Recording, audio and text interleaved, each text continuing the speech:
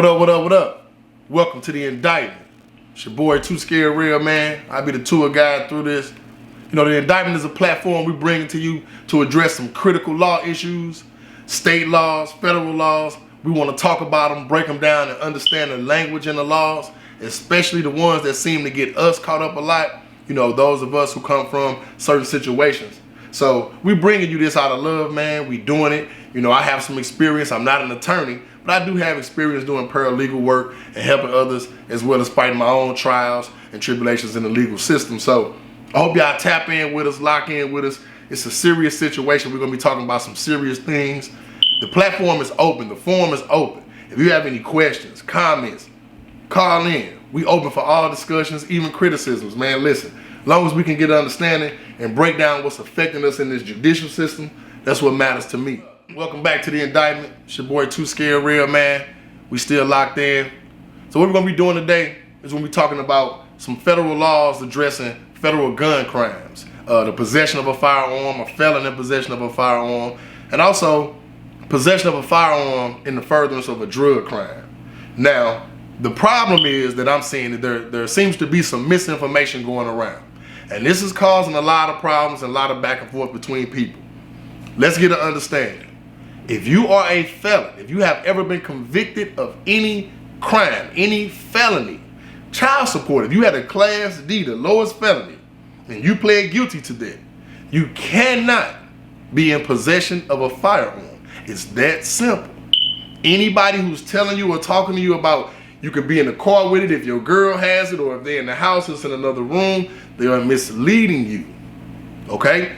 Federal law says that you, as a felon, cannot be in any proximity or in any possession or constructive possession of a firearm. Constructive possession means that it doesn't have to be on you. It doesn't have to be in your room or under your pillow. Constructive means that I had knowledge of its presence somewhere, and if need be, I had the ability to get access to it, control it, use it, or do what I have to do. If you, as a person living in a house with a family member, and you have a problem, nobody's going to doubt that you can get to that weapon to protect yourself, right? It's going to be hard to convince a jury you can't. So understanding with the 924C. So if you are a convicted felon and you get caught with a firearm, that is a 922G. That's the federal law saying that you are a convicted felon in possession of a gun and you cannot have one, okay? Now, 922G is tricky. Again, I stress this to you. If you are a felon, you cannot be around a firearm in any type of way. There's no slick way to do it. For example, I'm one of my guys, he's riding in the car with his wife. She's never been in trouble. She has a legal firearm. She can carry it legally. It's in her purse. But he's in the car and he was convicted of a crime 10 years ago, okay? If the authorities for any reason pull them over and stop them, or there's a problem or something happens, guess what? That felon is now in possession of a firearm once the police discover that that firearm is there. I even have a friend who's incarcerated right now in the feds. He wasn't even in the vehicle. He was inside of the house. The vehicle was parked in the driveway with a gun in it, but his wife wasn't there. So when the authorities raided that house about something totally different that had nothing to do with him and searched that vehicle, that gun out there, and he's the only connection to that vehicle, he was charged with a 922G, felon in possession of a firearm. I even go deeper for you. There's one situation where my attorney, who was representing me on another case, he represented a guy in federal court because the guy was in the pawn shop with his friend. They went to the desk. The pawn shop owner let his friend see the weapon. His friend then allowed him to look at it, and they gave it back. The feds were able to retrieve that video footage and sentence that man to prison for possession of a firearm. It's that serious, y'all. You have to be, there's no way around it. Okay, there's no trick to it, or no if somebody else is holding or is over there. They have possession and they have constructive possession. Constructive possession means it doesn't have to be on you. There are people who were sent to prison for something that was in one place and they were in another state. You have to understand the way federal law works. It's not like state law. And I don't want anybody to get in a federal courtroom to say, damn, nobody ever told me this. Or, you know, we telling you now, right here on the indictment, if you are a felon, you cannot be around a firearm. Now, you can say, I don't give a fuck about the law, and you can carry your firearm and you can go to federal prison, but we are letting you know, as far as the law is concerned, there is no way you can do it and get away with it and get around it, okay? Now, that's a 922G. That's just a felon. You get pulled over, or for whatever reason, you're involved with a firearm, okay? Now, if there also happens to be drugs in this vehicle or in this house where the firearm is. So here it is, you're a felon. You have a gun in the house or in the car, whatever. And there's also some drugs. Now, when I say drugs, I mean drugs. Weed, cocaine, a Percocet pill, an ecstasy pill, it doesn't matter. If it's an illegal narcotic and you're not supposed to have it, and there's a firearm, you have stepped into the arena of the 924C. Now, this is the federal statute that says that you are now using a firearm or a gun to further a drug crime. Possession of a drug is a crime. And if you have a gun there, they're going to say you're using your gun to protect that dope, to protect those drugs. And in federal court, it's you against the United States.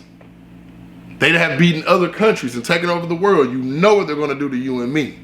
So the best thing you can do is arm yourself with this information. And please, please, all my guys, understand this.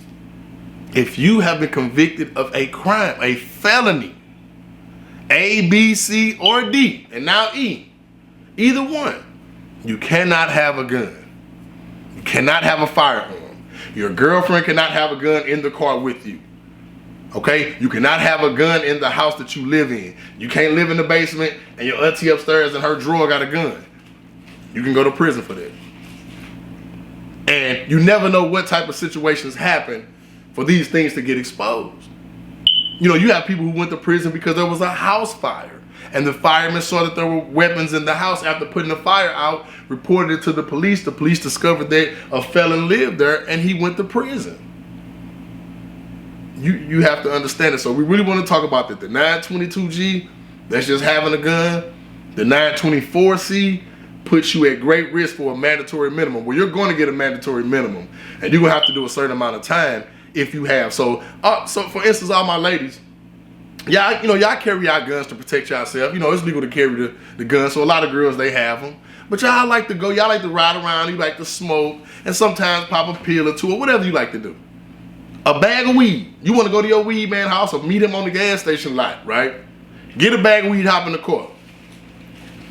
Police across the street, undercover, anything can happen. They're like, damn, what just happened with that? Pull you over. You got a gun in your car and you got some weed. Now, you thinking, well, my gun is legal. Your gun was legal until you decided to carry an illegal drug with your gun. It is no longer legal. You have a problem.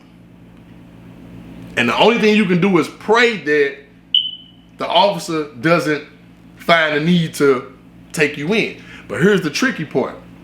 The officer doesn't have to charge you with that. He can just issue a report that she was stopped. She had 9mm, whatever. Also, 7 grams of weed was in the car. Guess what? That report will find its way to the DA. And if the DA wants to, they can make their report find its way to the federal prosecutor. And it's not anywhere as hard as you think. Prosecutors are overburdened with cases. They have been told. What a lot of people don't know is this. If you think about when Mike Brown got killed, rest in peace, the Justice Department, the United States Justice Department, issued a mandate about St. Louis County and city and the way they were handling people with trafficking, traffic tickets, warrants, cases, and all of this. They put such a tight grip on the municipalities, shook them up, broke a lot of them up. We got the North County Co-op out of it. A lot of people lost their job. Well, think about this. They put that pressure on those police municipalities in the county to ease up off of people. And this is why St. Louis has went federal. because the feds had to come in to police the city now because they are under scrutiny from the Justice Department. So this is why everybody's going to the feds for a gun now.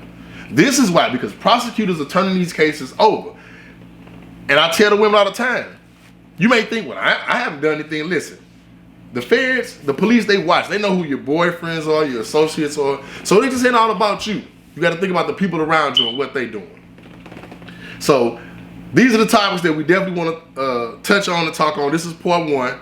This is light on the surface. We just let y'all know what the platform is about. But this gun situation is very serious, and I must reiterate to you all, bro, sis, if you have been convicted of a felony, do not get caught with a firearm.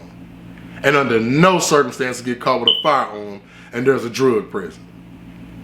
You better get rid of one of them. And I appreciate y'all tuning in, man. You know, like I said, this is going to be part one. Part two, look for the interview. We have somebody who's actually about to be sentenced in a couple of weeks for 924C. He's going to be on here with us. We're going to be talking to him about his experience. I hope y'all lock in for that. And just remember the platform, man, powered by Chop Talk TV. Your boy, Real Double Man, 2 Scale. Follow me, IG, Facebook. Just remember, in the words of the late, great Dr. King, man, injustice anywhere is a threat to justice everywhere, man. The Indictment.